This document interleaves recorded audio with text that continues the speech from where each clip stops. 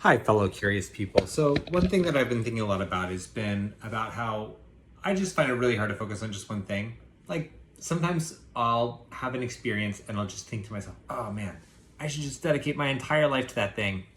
That's dumb. For instance, the other day I went to a roller skating rink and I had a great time. It was so fun going roller skating. And I thought to myself, whoa, I should go roller skating every day. I should be the most involved in roller skating ever, and I should be friends with all of the people, because I noticed that there was like a group of people at the roller skating rink, and I was like, man, maybe I could be one of those cool people who all of their friends are at the roller skating rink and I can just hang out with them all the time.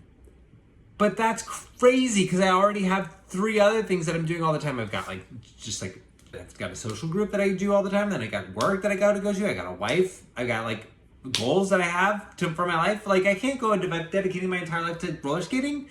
So after struggling with this and the inconsistencies that this can bring to my life, where I'm always focusing on one other thing and then another thing and then another thing, I have discovered that I can control my imagination and control my focus through a trick.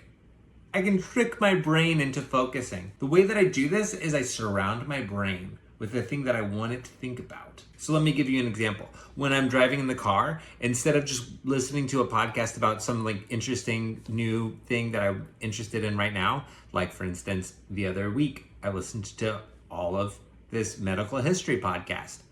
I don't need to know about medical history, but it was interesting and I had a great time. I can instead listen to a podcast about being an elementary school teacher. It's a thing that I'm passionate about. I enjoy learning about being an elementary school teacher. And so I'll have a great time listening to this podcast. And then later on, I'll be like more motivated to work on things involving elementary school teaching. It's incredible. So I call this trick imagination trellising because it's like a trellis. Like when a farmer, I don't know very much about farming, but like apparently like when you plant certain plants, then they'll grow and they'll just go everywhere and they won't just go like straight up and grow towards the sun, towards like where you want it to grow, but it'll grow like all across the ground and like cover everything.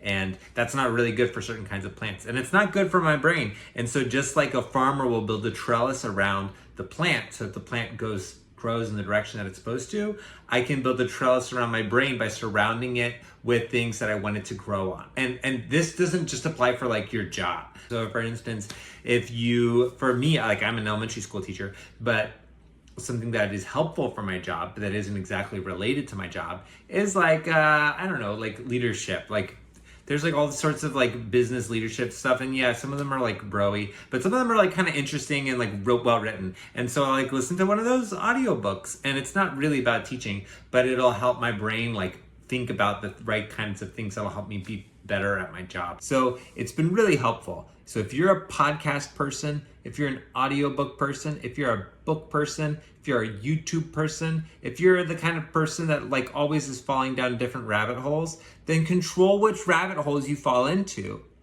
And then you'll be more motivated when it's time to get to work on the things that you want to be working on, to work on those things, because that's like where your imagination just like likes hanging out at the time. So cool little trick.